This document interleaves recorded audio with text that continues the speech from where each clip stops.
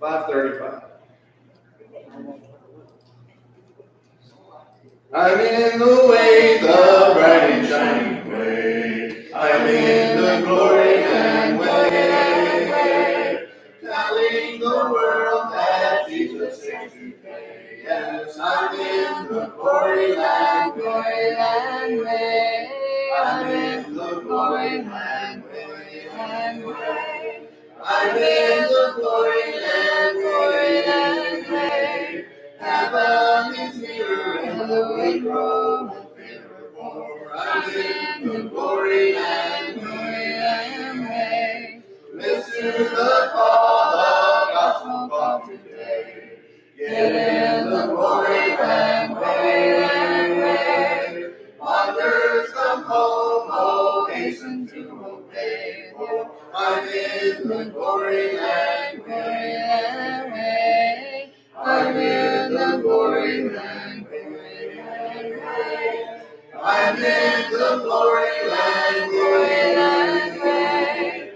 Heaven is nearer and the way groweth clearer, for I'm in the glory land, way. Onward I go, rejoicing in His love. I'm in the glory land, way. Soon I shall see Him in realm above. Oh, I'm in the glory land, way. I'm in the glory land, way. I'm in the glory land, way. Heaven is nearer and the way groweth clearer. I'm in the glory land, way. 641.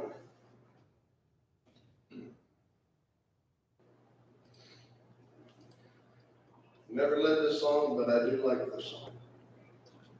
So let's see how it goes. There were 99 that safely lay in the shelter of the fold, but one was out on the hills away, far off from the gates of gold. Away on the mountains wild and bare, away from the tender shepherd's care, away from the tender shepherd's care. Lord, thou hast healed thy 99, are they thy love for thee? But the shepherd made answer, this of mine is wandered away from me. And although the road be rough and steep, I go to the desert to find my sheep. I go to the desert to find my sheep. But none of the ransomed ever knew how deep were the waters crossed, nor how dark was the night that the Lord passed through, ere He found His sheep that was lost. Far out in the desert we heard its cry, 'twas sick and helpless and ready to die. 'Twas sick and helpless and ready to die. Lord, when some blood runs all the way that marked out the mountain's track, they were shed for one who had gone astray, ere the shepherd could bring him back. Lord, cleanse thy hands so rent and torn, they pierced tonight by many a thorn. They pierced tonight by many a thorn. But all through the mountains thundering, and up from the rocky sea, there arose that cry to the gates of heaven, rejoice, I found my sheep. And the angels echoed around the throne, rejoice, for the Lord brings back his own. Rejoice, for the Lord brings back his own. Mark in your songbooks, page 922. 922.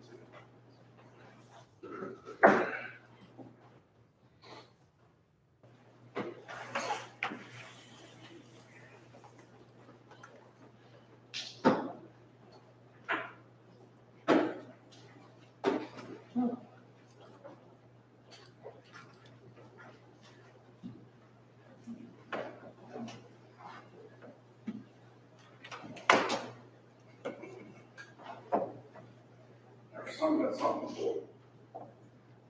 Never heard that song before. I like it. It's changed the Army Force, so.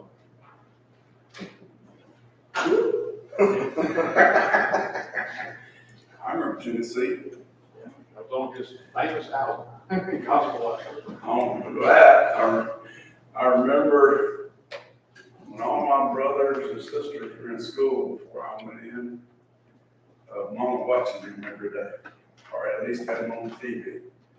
Where I first heard he's got the whole world in his hands. There are a lot. Tennessee. My mother liked him. So, back to the life of Paul. I hope it didn't hold it all. Ray's searching for his ears. You found it? Here. We're still on the third preaching tour. We're on the journey to Jerusalem and are at Troas. There's a lot in there about Troas, though doesn't seem like a lot. There's a lot there that pertains to other things that we don't always see. And where we left off, Paul had preached to midnight. We talked about the first day of the week and tie that into other places. But then we get into the last part of Eutychus. It says, in a window sat a certain young man named Eutychus who was sinking into a deep sleep. He was overcome by sleep, and as Paul continued speaking, he fell down from the third story and was taken up dead. Now, what do you learn from that? Don't sleep in the window. Don't sleep in a window. Don't sit back up on the pew. Don't do anything like that. Don't go to sleep, lay down on the pew. It's safe. And preachers had learned, when people start falling asleep, it's time to finish up and get done. Some cues have been, when you see people getting up and leaving, it's probably time to get going. And I will share something with y'all. I was part of a gospel meeting one time, and they had their lights running straight down the center of the building. And the clock was about there where I was.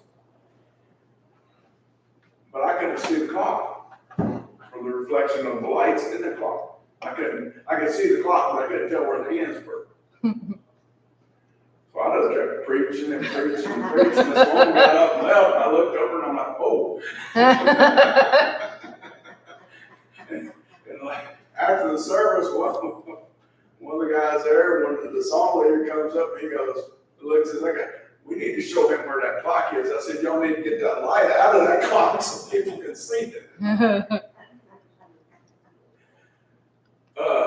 And turned out that was my longest sermon ever. Over an hour. Close to an hour and a half. They got the full dose of it. Yeah. Okay, so here's the interesting part. He's dead. fell on him and embraced him and said, "Do not trouble yourselves, for his life is in it." Now here's what we will look at. Now when he had come up and had broken bread and eaten, talked a long while, even till daybreak, he departed. And they brought the young man in alive, and they were not a little comforted. Okay? Here's the question. Is this a meal, or is this the Lord's Supper?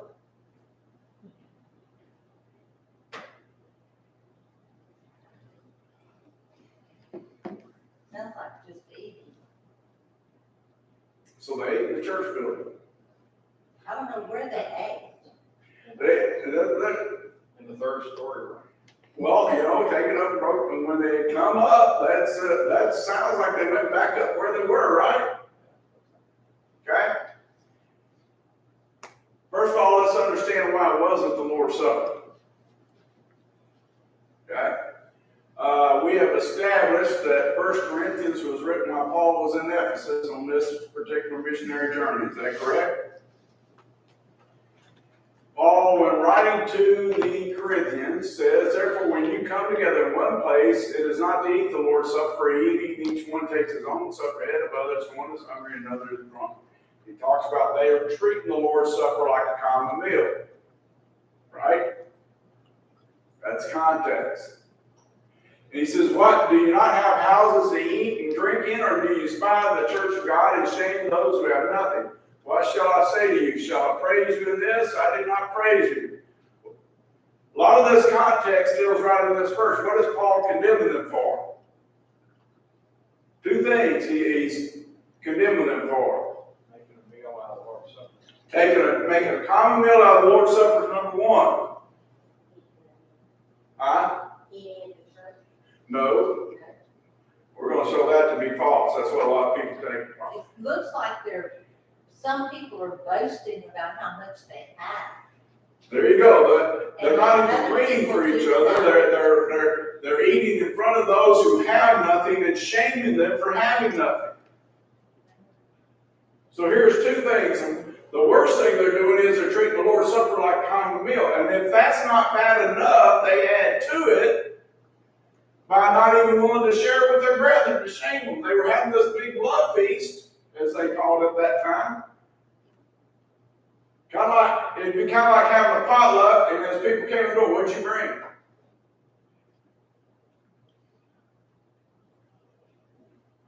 A fork and spoon. And they wouldn't let you eat. That's kind of like, we're looking at our modern day deal, that would be what it was kind of like. And thinking about it, that deal of it, and of course I can see Mike, he always has a fork and spoon, but just keep Not wrong. But the point that he's saying is by doing this, they're despising and shaming. They're despising the church. They're misusing the church. And I think Teresa's right. Those that had were boasting. Showing off. Showing off. It kind of like, I was reading back on something that was written several years ago concerning me when I was going to school. And I went to a lot of different churches on weekend preaching. I figured I needed to take those 2 years of practice before I, graduated. And I went to this one congregation this one Sunday, and they had a potluck after services. This family sat over there, that family sat over there, that family sat over there, another family sat over here. And I'm sitting there going, it was apparent. And it was almost as if they all brought their own little meal, and that's where they were eating. And I always said, if I had the opportunity to speak there again, if I ever got that opportunity, the title of my lesson was going to be, "Your problem is obvious." There are a lot of things I could bring up to show them what the problem was there. And I also figured it'd be the last time I spoke there. At least they'd hear what they need to hear. Here's the thing. This is what Paul said to them concerning that. Now, he goes and eats a meal, or he partaken of the Lord's Supper with some of them still being downstairs. Is he contradicting himself? Notice, for he who eats and drinks in an unworthy manner, this jumps down to chapter 11, verse 29, 34 in 1 Corinthians. Concerning the Lord's Supper, drinks judgment to himself, not discerning the Lord's body. For this reason, many are weak and sick among you, and many sleep. For if we judge ourselves, we would not be judged. But when we are judged, we are chastened by the Lord, that we may not be condemned with the world. Therefore, my brethren, when you come together, wait for one another. Okay, first thing, what's he talking about? Don't be first. He's talking about the Lord's Supper here. When you come together to have the Lord's Supper, you wait. You set a time and you wait for one another. You just don't get there and start taking of it. That's the first thing. He said it's to be done together. So wait for one another. Okay? Then, notice what he said. But if anyone is hungry, let him eat at home, lest you come together for judgment. The rest I will set in order when I come. That's an important statement there. It's not a meal to satisfy hunger. It's not a meal to satisfy hunger. And it's not supposed to be a meal to satisfy hunger. And what Paul is telling them, as for this other thing, these meals together, you just stop that till I get there and get it straight. First you concentrate on this and you get it right, then we'll talk about the other thing when I come.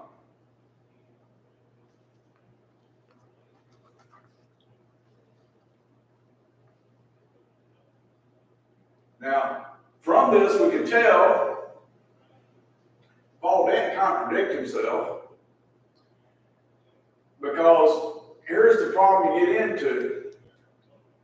If Paul contradicted himself and he was taking a Lord's Supper while there were some members still downstairs with this young man, is he not violating his own conscience? But if it's a common deal, can they not have the meal while they see to the young man, since he's planning to leave in the morning? Here's the thing you get into. A lot of people take this statement right here. Go back one more. There we go. Do not have houses to eat in and eat and drink in. And use it to say you can't eat in the building. Blanket in the building. You can't, as one lady put it, you can't eat where you worship.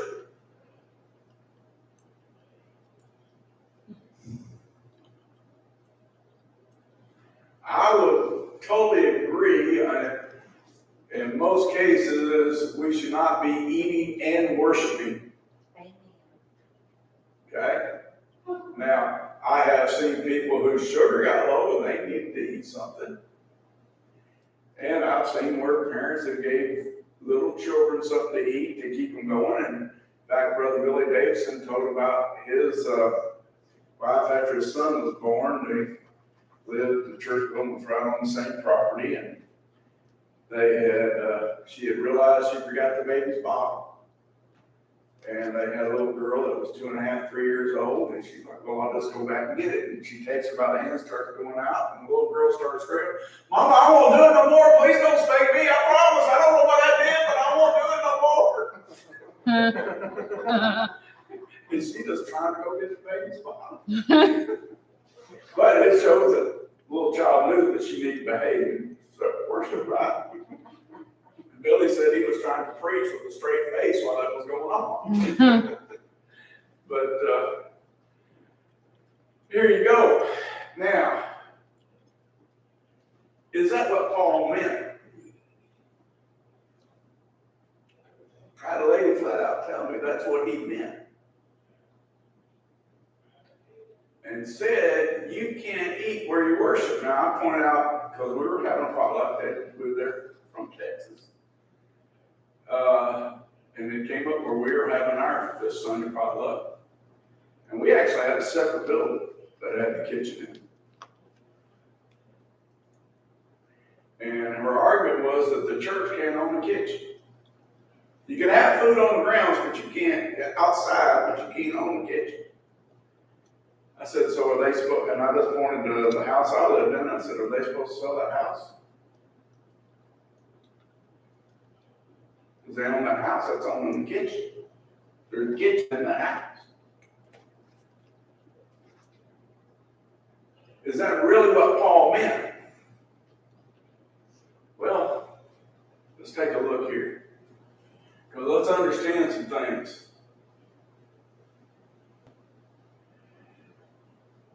How many times do we read of houses used as churches? A lot. A lot. I got several here. I think I got 3 maybe. I kind of found it interesting. You look at Romans 16:3, you see it read, Greet Priscilla and Aquila, my fellow workers in Christ Jesus, who risked their own necks for my life, to whom not only I give thanks, but also all the churches of the Gentiles. Likewise, greet the church that is in their house. Okay? Now here's another thing. When he writes 1 Corinthians, which is before he goes to Troas, before he writes Romans, churches of Asia greet you, Aquila and Priscilla greet you heartily in the Lord with the church that is in their house. I read that the other day and I'm like, these people, Aquila and Priscilla, had a habit. If there's not a place for the church to meet, they can meet in our house.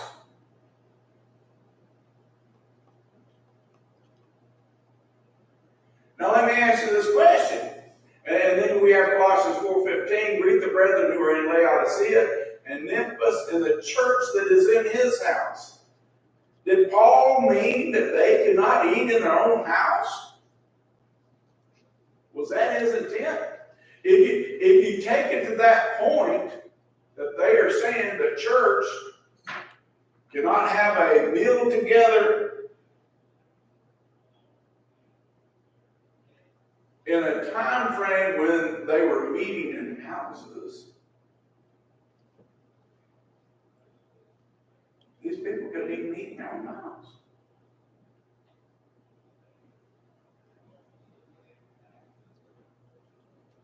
That just doesn't even make sense. About Philemon.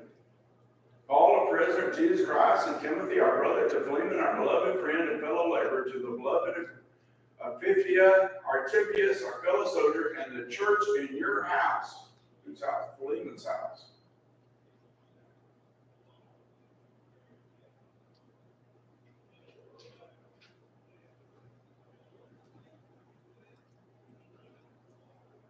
It would be completely absurd to think that. What God intended was for the worship service not to be complacent and treated just like any old rugged thing. But he surely did not mean that people could not eat in the property of the church.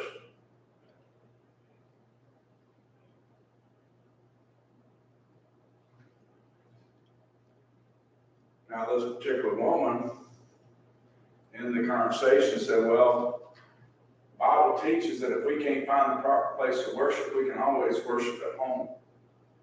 So I looked at her and I said, where are you going to eat? What kind of he's not anything, just trying to get her to understand her thinking.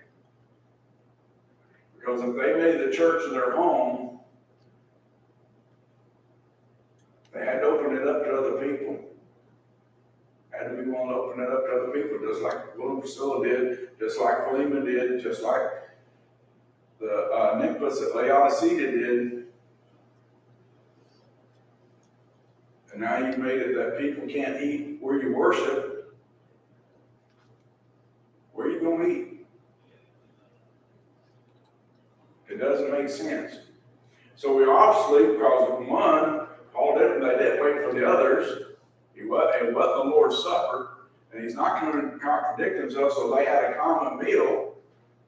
And I have no doubt, because from the time he writes 1 Corinthians, from the best we can figure, he made 2 visits, car rents somewhere in there, he straightened that all out. Because that's what he said I'm going to do. The rest, I'll do when I come. This is a congregation here. In its early days, started meeting in homes, and then American Legion Hall, Presbyterian Church, one or two other places, or whatever was not an actual place, a building, you could call it a church house. And how many they eat in? Huh? How many they eat in? How many of those places did they eat in? Pretty good lot of them, most of them. People understood. Hey, okay, do you know why it's called a meal on the grounds? They didn't have fellowship homes. Okay. You know how far that goes back? Probably Rush Orleans. Goes back as far as the early days of churches in this country. In rural areas where people would come together. You gotta think about it. Most of these people were agriculture-based, farmers type people. They do all their chores and stuff before they'd even come together. Okay? Well, they even got ready to come. They did everything done. Cows still had to be milked. Livestock still had to be fed. They'd do all that before they left. But while they were doing that, the wives were preparing meals that they could bring with them. And so oftentimes what you had was after services was over, before they packed up and started trying to head home, because you're talking mid-afternoon by the time they got home, they had a meal there. The church had meals on the ground.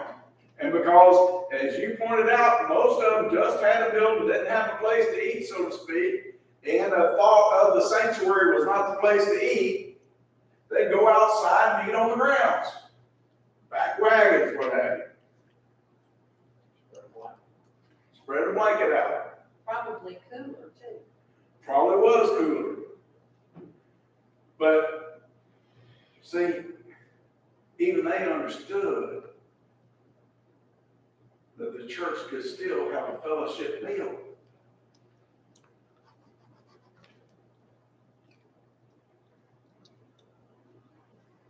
And this is just a matter of convenience.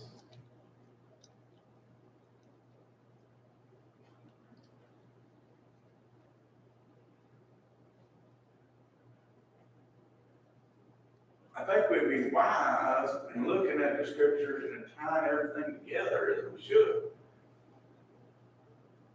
Paul obviously ate in the same area they worshipped in Troas before he left to go to Miletus.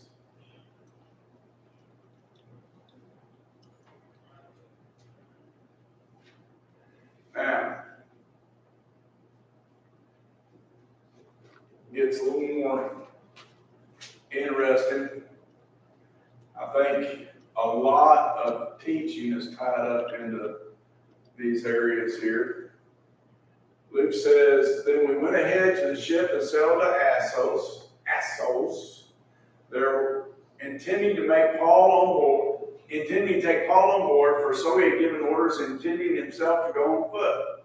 And when he met us at Assos, we took him on board and came to Middleine. So here is a point where Luke says, we parted company, Paul took some time to himself. And then we sailed from there. The next day came opposite Chios. The following day we arrived at Samos and stayed at Troglodyum. And the next day we came to Miletus. I think I've got a map in there. Okay, so you got Troas, Assos, Melita, Chios, Samos, and Miletus. Now you see where Miletus is down there in the lower corner? Can y'all see that? All right, you see where the little white mark says Ephesus, 1 Corinthians written, and then the red mark, Samos and Miletus. That's important. Look how close Miletus is to Ephesus. Y'all's a little clearer than mine. Because at Miletus, he calls for the Ephesians elders. Notice, for Paul had decided to sail past Ephesus so that he would not have to spend time in Asia, for he was hurrying to be at Jerusalem if possible on the day of Pentecost. Why? I think this becomes important after he gets to Jerusalem. Why does he want to be at Jerusalem on Pentecost?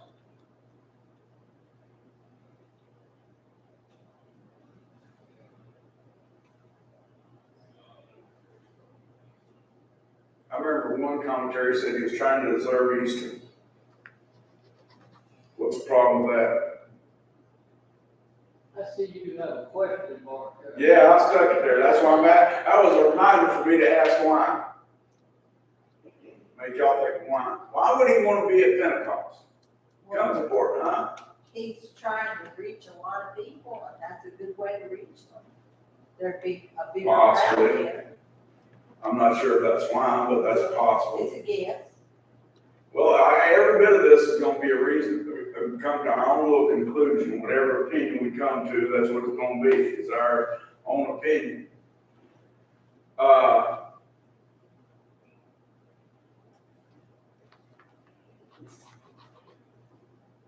Maybe he knew some people that would be there that particular day. Particular, but we see Paul at other times try to be somewhere because of a particular feast or what have you. Yeah, ever read Romans chapter 14? Paul says about those that observe a day. If they want to observe the feast, they can observe the feast. They don't want to observe the feast, they don't want to observe the feast. Paul was still trying to observe those feasts as much as possible. He wasn't trying to get there for Easter because Easter had already passed, or what we would call Easter. Easter we consider Passover. This is 50 days after Passover. Keep a good relationship. So it would seem, see, in hurrying, he just, now it might be, but we're not told, the church starting on Pentecost, he might have saw some significance of being there for Pentecost. But I don't think God intended us to take that as an example of it. I think there's a forehand of knowledge there that the change in Paul from the time he writes what he says in Romans and Galatians, well, Romans and Galatians, and he's writing these, and some of his attitudes totally change when he goes, after he goes to prison. Because at this point of believing a Jew, it's okay for a Jew to continue to keep the law, kind of changes with him after this. Because what is he doing when he gets arrested in Jerusalem?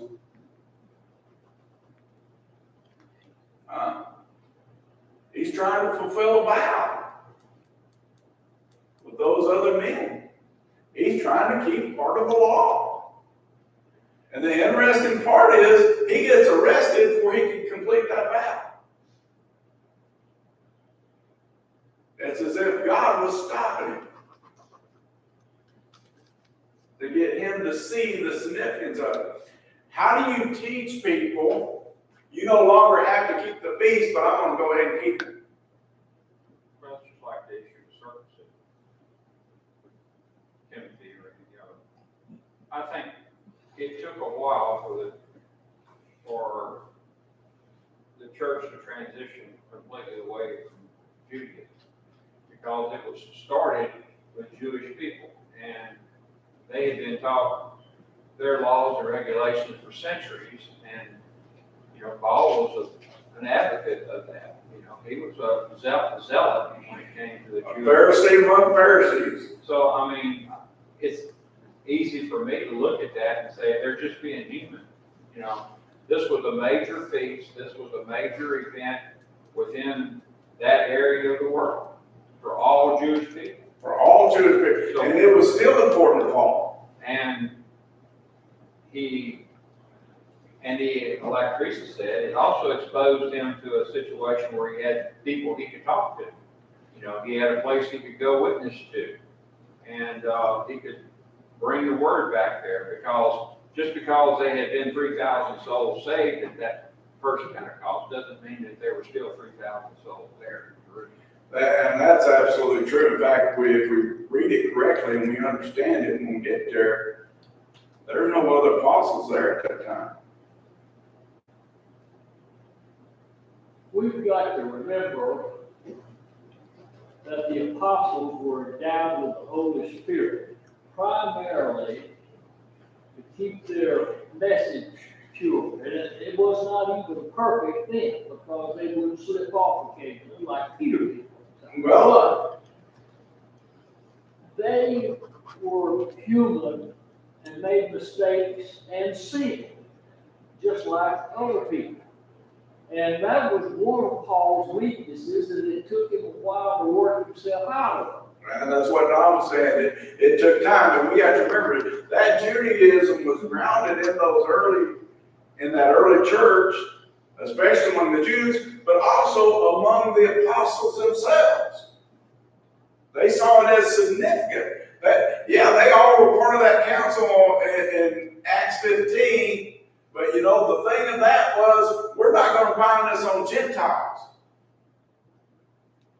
The only thing I can liken it to today would be someone, and I can relate to it some because I did, but somebody that came out of denominationalism and was raised up practicing certain practices.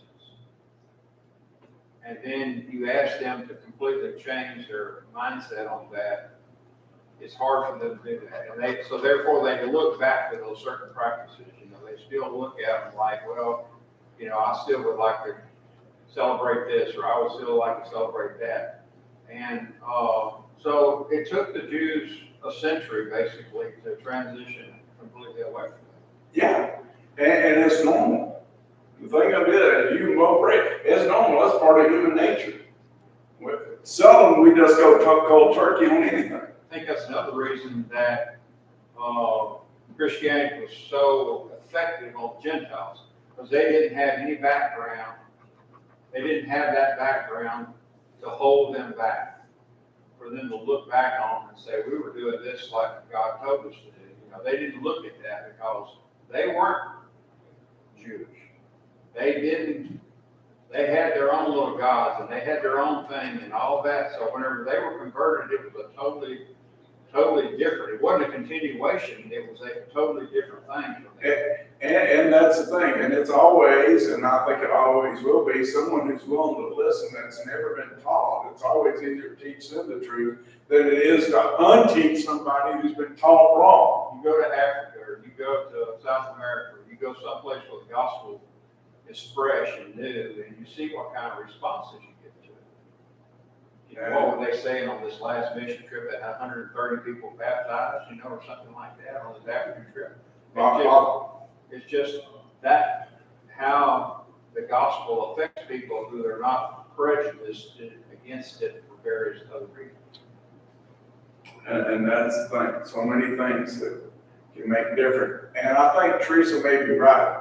Knowing that there'd be a great deal of his countrymen at Pentecost, And that's when and the Paul cared church, greatly about his countrymen. That's why he tried to fulfill that vow to show them. that's what was it, 3,000 baptized on the day of Pentecost? 3,000, and later there were 5,000. So that's a lot of people. That's a lot of people, But we and also have to realize that on a given Pentecost, there would probably be 100 to 125,000 people at the temple. So, yeah, that gives you a big chance, a big audience. I was reading on Thurman. I'm trying to think of his first name. Anyway, they used to do the gospel minutes. And when he led the congregation that he did as a preacher to start working with gospel minutes with his brother, they said, you mean you're going to give up preaching? He says, I'm giving up preaching. The congregation was 350 people, to just 350 people, but I'm through the gospel minutes, I can preach to thousands. That was his thought. So he wasn't giving up, as he pointed out, I wasn't giving up preaching, I'm just giving up being a container. And that's kind of Paul's thought. I get opportunities to preach, but how often do I get the opportunity to preach to thousands? Clem. That's what I look for. Thank you, Mike. Clem Thurman. Now, notice from Miletus he sent to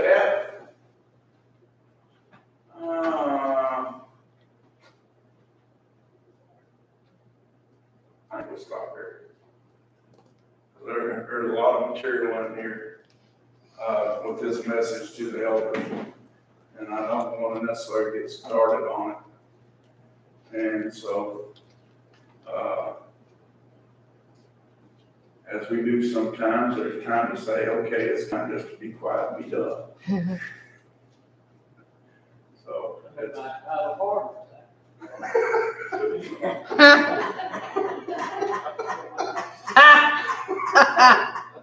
well, Ray got two choices. I can either quit early or keep it to midnight, or 10 o'clock, not 10 o'clock. You want to stay at 10? Last time I stayed at 8:30, I got in trouble. Always a convenient. Now, if you think you're about to have a heart attack, they will fix it to Joey when we start singing. I know it's rare. I love you. Huh? I love you. I love you too. And I know it, I'll be the first to admit it's rare. It's like one guy, I called one night and I said, well, I think we're done. He goes, it's only been 20 minutes. Are you sick? I said, what? He says, I already sat 2 hours out of my life when I was calling you back. Well, remember, you have to remember this, as a young man being taught by that man over there, one of his first statements was, stand up, speak up, and shut up. That's right. That's right. So, here we You are. don't have to hash it over again. That's right. We spoke up. Now we're going to shut up. What's your song? Jesus Paid It All. Seems like a good song, man. Let's stand and sing.